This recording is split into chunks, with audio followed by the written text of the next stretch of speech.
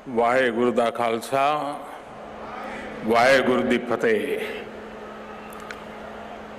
केंद्रीय मंत्रिमंडल के मेरे सहयोगीगण, राज्यों के मुख्यमंत्रीगण, विभिन्न सम्मानित संस्थाओं के चेयरमैन और प्रेसिडेंट, डिप्लोमेट्स, देश भर से जुड़े विशेष रूप से इस कार्यक्रम के साथ आए हुए बालक बालिकाएं, अन्य सभी महानुभाव, देवी और सज्जनों, आज देश पहला वीर बाल दिवस मना रहा है। जिस दिन को, जिस बलिदान को हम पीढ़ियों से याद करते आए हैं, आज एक राष्ट्र के रूप में उसे एकजुट नमन करने के लिए एक नई शुरुआत हुई है। शहीदी सप्ताह और ये वीर बाल दिवस हमारी सिख परंपरा के लिए भावों से भरा जरूर है, लेकिन इससे आकाश जैसी अनंत प्रेरणाएं भी जुड़ी है।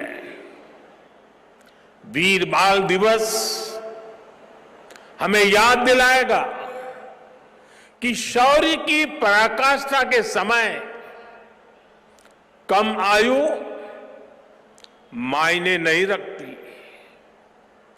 वीर बाल दिवस हमें याद दिलाएगा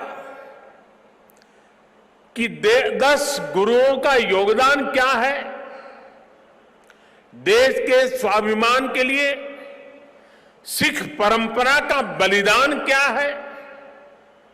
वीर बाल दिवस हमें बताएगा कि भारत क्या है, भारत की पहचान क्या है।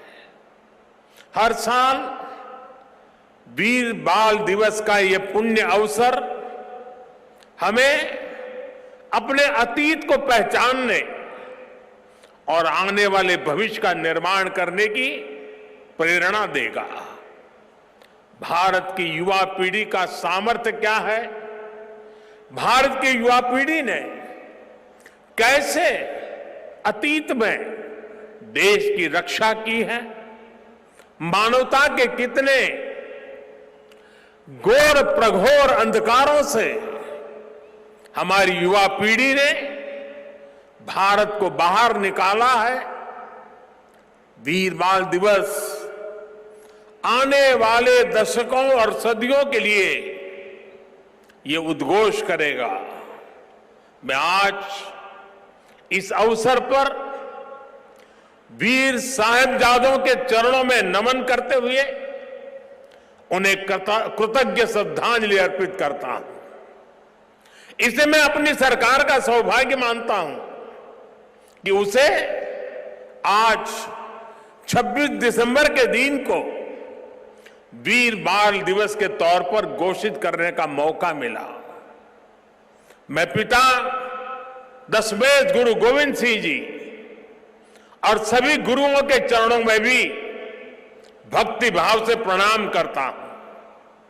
मैं मातृशक्ति की प्रतीक माता गुजरी के चरणों में भी अपना शीश झुकाता हूं। साथियों, विश्व का हजारों वर्षों का इतिहास क्रूरता के एक से एक खौफनाक अध्यायों से भरा है।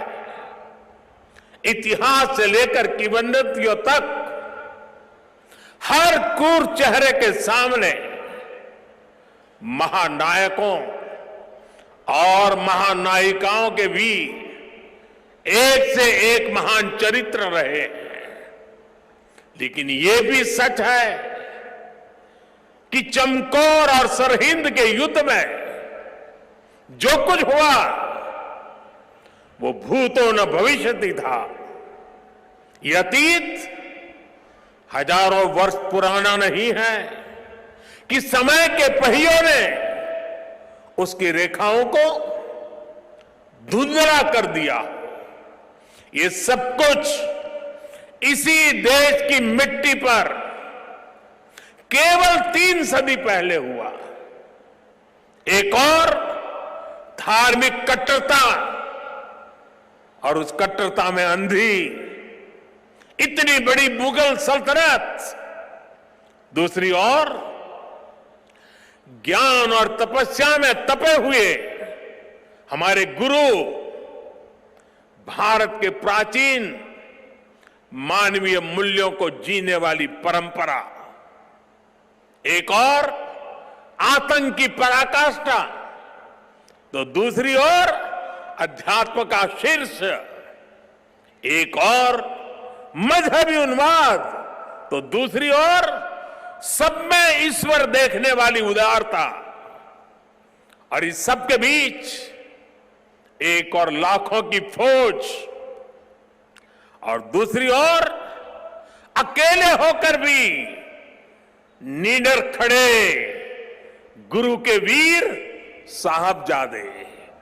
ये वीर साहबजादे किसी धमकी से डरे नहीं, किसी के सामने झुके नहीं।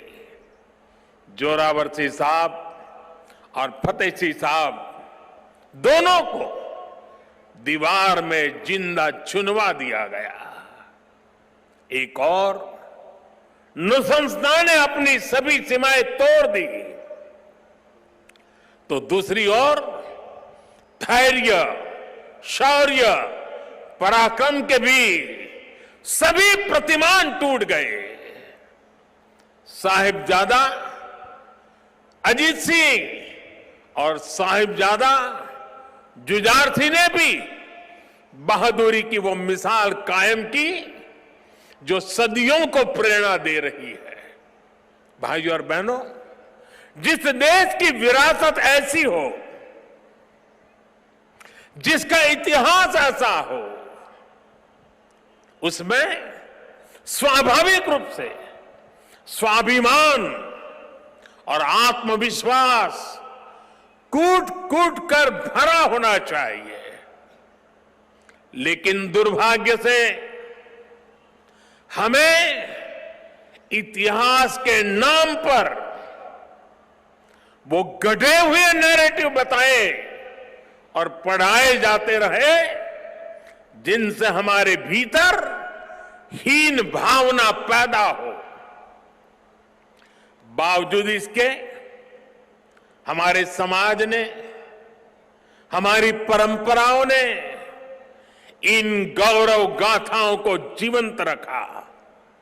साथियों, अगर हमें भारत को भविष्य में सफलता के शिखरों तक ले जाना है, तो हमें अतीत के संकुचित नजरियों से भी आजाद होना पड़ेगा।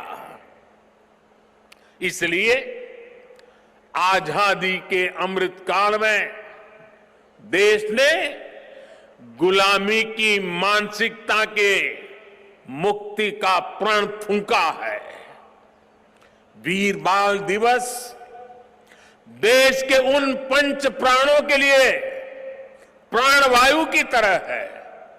साथियों, इतनी कम उम्र में साहबजादों के इस बलिदान में हमारे लिए एक और बड़ा उपदेश छिपा हुआ है।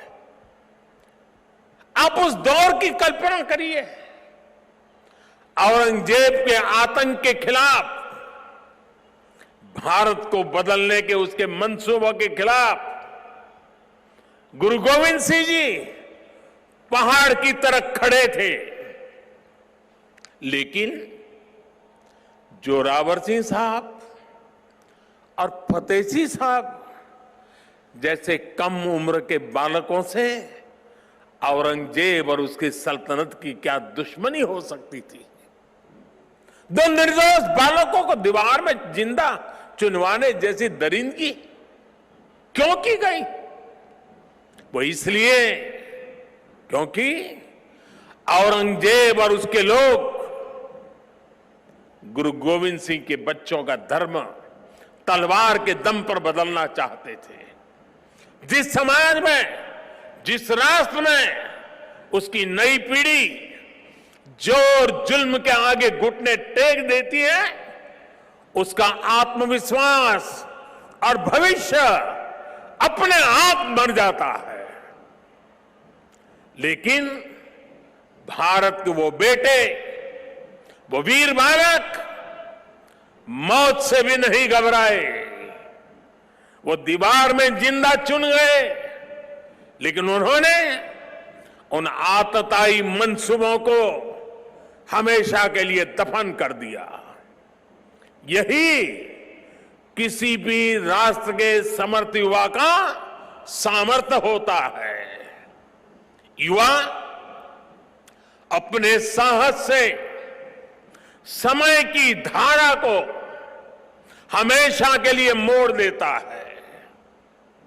इसी संकल्प शक्ति के साथ आज भारत की युवा पीढ़ी भी देश को नई ऊंचाई पर ले जाने के लिए निकल पड़ी है। और इसलिए अब 26 दिसंबर को वीर बाल दिवस की भूमिका और भी अहम हो गई है।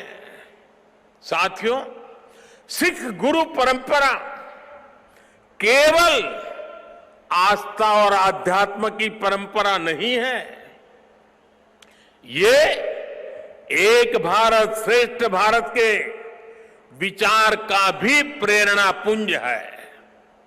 हमारे पवित्र गुरु ग्रंथ साहब से बड़ा इसका उदाहरण और क्या हो सकता है। इसमें सिख गुरुओं के साथ साथ भारत के अलग अलग कोणों से 15 संतों और 14 रचनाकारों की वाणी समाहित है।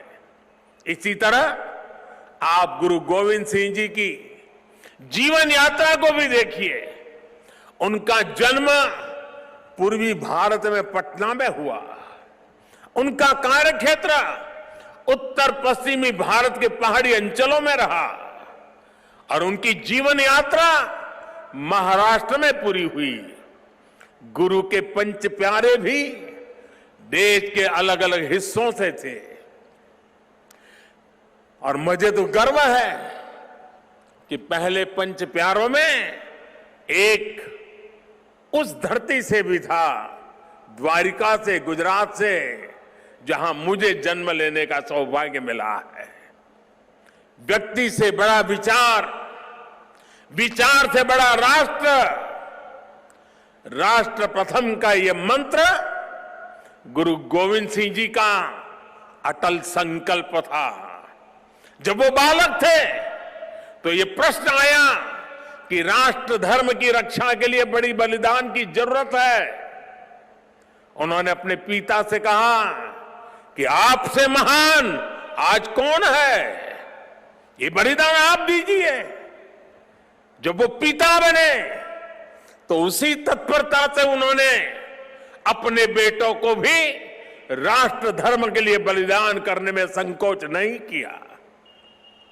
जब उनके बेटों का बलिदान हुआ तो उन्होंने अपनी संगत को देखकर कहा, 4 मुए तो क्या हुआ, जीवत कई हजार।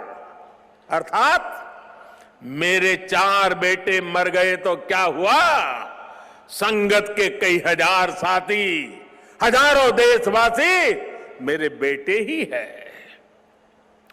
देश प्रथम, नेशन फर्स्ट को सर्वोपरि रखने की ये परंपरा हमारे लिए बहुत बड़ी प्रेरणा है। इस परंपरा को सशक्त करने की जिम्मेदारी आज हमारे कंधों पर है। साथियों, भारत की भावी पीढ़ी कैसी होगी, ये इस बात पर भी निर्भर करता है वो किससे प्रेरणा ले रही है। भारत की भावी पीढ़ी के लिए प्रेरणा का हर स्रोत इसी धरती पर है। कहा जाता है कि हमारे देश भारत का नाम जिस बालक भारत के नाम पर पड़ा, वो सिंहों और दानवों तक संहार करके थकते नहीं थे। हम आज भी धर्म और भक्ति की बात करते हैं तो भक्तराज प्रहलाद को याद करते हैं। हम धैर्य और विवेक की बात करते हैं तो बालक ध्रुव का उदाहरण देते हैं। हम मृत्यु के देवता यमराज को भी अपने तप से प्रभावित कर लेने वाले नचिकेता को भी नमन करते हैं, जिस नेत्री नचिकेता ने बाल्यकाल में यमराज को पूछा था, व्हाट इज डेथ, मृत्यु क्या होता है। हम बाल राम के ज्ञान से लेकर उनके शौर्य तक, वशिष्ठ के आश्रम से लेकर विश्वामित्र के आश्रम तक, उनके जीवन में हम पग पग पर आदर्श देखते हैं। प्रभु राम के बेटे लवकुश की कहानी भी हर मां अपने बच्चों को सुनाती है। श्री कृष्ण भी हमें जब याद आते हैं तो सबसे पहले कान्हा की वो छवि याद आती है, जिनकी बंशी में प्रेम के स्वर भी है और वो बड़े बड़े राक्षसों का संहार भी करते हैं। उस पौराणिक युग से लेकर आधुनिक काल तक वीर बालक बालिकाएं भारत की परंपरा का प्रतिबिंब रहे हैं। लेकिन साथियों, आज एक सच्चाई भी मैं देश के सामने दोहराना चाहता हूं। साहबजादों ने इतना बड़ा बलिदान और त्याग किया, अपना जीवन न्यौछावर कर दिया, लेकिन आज की पीढ़ी के बच्चों को पूछेंगे तो उनमें से ज्यादातर को उनके बारे में पता ही नहीं है। दुनिया के किसी देश में ऐसा नहीं होता है कि इतनी बड़ी शौर्य गाथा को इस तरह भुला दिया जाए। मैं आज के इस पावन दिन इस चर्चा में नहीं जाऊंगा कि पहले हमारे यहां क्यों वीर बाल दिवस का विचार तक नहीं आया, लेकिन ये जरूर कहूंगा कि अब नया भारत दशकों पहले हुई एक पुरानी भूल को सुधार रहा है। किसी भी राष्ट्र की पहचान उसके सिद्धांतों, मूल्यों और आदर्शों से होती है। हमने इतिहास में देखा है, जब किसी राष्ट्र के मूल्य बदल जाते हैं तो कुछ ही समय में उसका भविष्य भी बदल जाता है। और ये मूल्य सुरक्षित तब रहते हैं जब वर्तमान पीढ़ी के सामने अपने अतीत के आदर्श स्पष्ट होते हैं। युवा पीढ़ी को आगे बढ़ने के लिए हमेशा रोल मॉडल्स की जरूरत होती है। युवा पीढ़ी को सीखने और प्रेरणा लेने के लिए महान व्यक्तित्व वाले नायक नायिकाओं की जरूरत होती है। और इसलिए ही हम श्री राम के आदर्शों में भी आस्था रखते हैं। हम भगवान गौतम बुद्ध और भगवान महावीर से प्रेरणा पाते हैं। हम गुरु नानक देव जी की वाणी को जीने का प्रयास करते हैं। हम महाराणा प्रताप और छत्रपति वीर शिवाजी महाराज जैसे वीरों को बारे में भी पढ़ते हैं। इसलिए ही हम विभिन्न जयंतियां मनाते हैं। सैकड़ों हजारों वर्ष पुरानी घटनाओं पर भी पर्वों का आयोजन करते हैं। हमारे पूर्वजों ने समाज की जरूरत को समझा था और भारत को एक ऐसे देश के रूप में गढ़ा जिसकी संस्कृति पर्व और मान्यताओं से जुड़ी है। आने वाली पीढ़ियों के लिए यही जिम्मेदारी हमारी भी है। हमें भी उस चिंतन और चेतना को चिरंतर बनाना है। हमें अपने वैचारिक प्रवाह को अक्षुण्ण रखना है। इसलिए आजादी के अमृत महोत्सव में देश स्वाधीनता संग्राम के इतिहास को पुनर्जीवित करने के लिए प्रयास कर रहा है। हमारे स्वाधीनता सेनानियों के, वीरांगनाओं के, आदिवासी समाज के योगदान को जन जन तक पहुंचाने के लिए हम सब काम कर रहे हैं। वीर बाल दिवस जैसी पुण्यतिथि इस दिशा में प्रभावी प्रकाश स्तंभ की भूमिका निभाएगी। साथियों, मुझे खुशी है कि वीर बाल दिवस से नई पीढ़ी को जोड़ने के लिए जो क्विज कंपटीशन हुआ, जो निबंध प्रतियोगिता हुई, उसमें हजारों युवाओं ने हिस्सा लिया है। जम्मू कश्मीर हो, दक्षिण में पुडुचेरी हो, पूर्व में नागालैंड हो, पश्चिम में राजस्थान हो, देश का कोई कोना ऐसा नहीं है जहां के बच्चों ने इस प्रतियोगिता में हिस्सा लेकर के साहबजादों के जीवन के विषय में जानकारी न ली हो, निबंध न लिखा हो।